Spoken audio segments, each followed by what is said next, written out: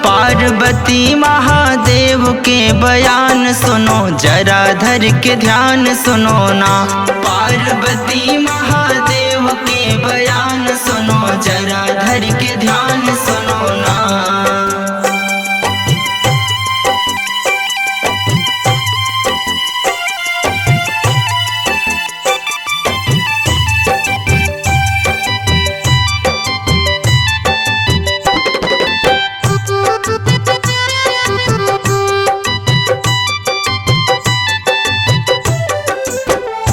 गौरा बोली त्रिपुरारी बात मानिए हमारी, गौरा बोली त्रिपुरारी।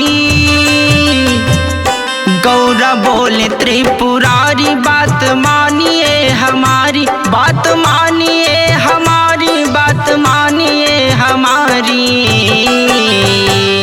लोग जा रहे हैं, लोग जा रहे हैं गंगा स्नान सुनो, जरा धर के ध्यान सुनो ना।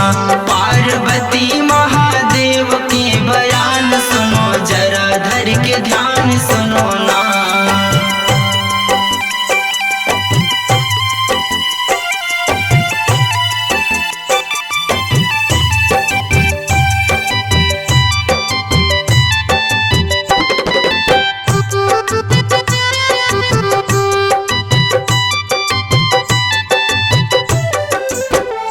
रूप कोढ़ी का बना के पहुँचे गंगा तट पे जाके, रूप कोढ़ी का बना के,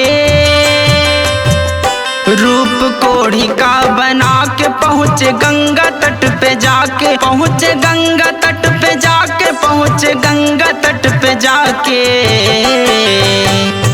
पार्वती बनी, पार्वती बनी परी के समान सुनो, जरा धर के ध्यान सुनो ना। पार्वती महादेव के बयान सुनो, जरा धर के ध्यान सुनो ना।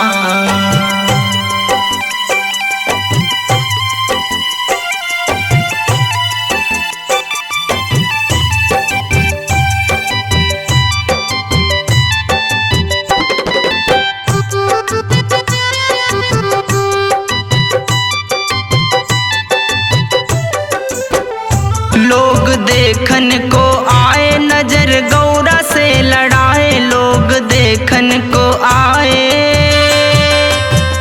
लोग देखन को आए, नजर गौरा से लड़ाए, नजर गौरा से लड़ाए, नजर गौरा से लड़ाए।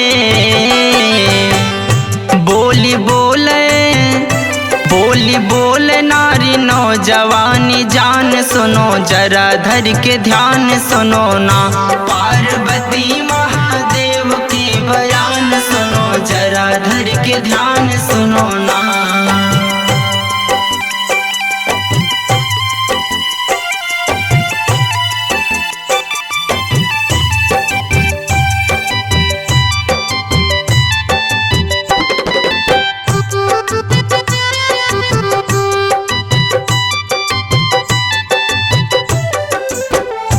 कोढ़ी मर्द है तुम्हारा, छोड़ो इनका सहारा।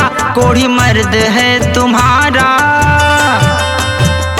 कोढ़ी मर्द है तुम्हारा, छोड़ो इनका सहारा, छोड़ो इनका सहारा, छोड़ो इनका सहारा। चलो मेरे साथ, चलो मेरे साथ लैला घर मकान सुनो, जरा धर के ध्यान सुनो ना। पार्वती महादेव के बयान सुनो, जरा धर के ध्यान सुनो ना।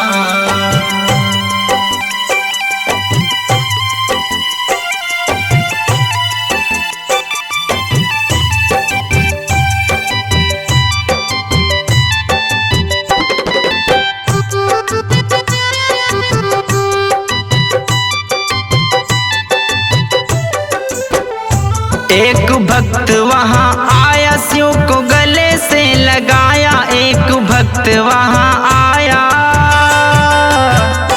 एक भक्त वहाँ आया, शिव को गले से लगाया, शिव को गले से लगाया, शिव को गले से लगाया।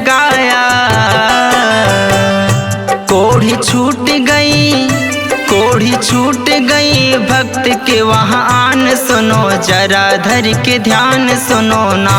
पार्वती माँ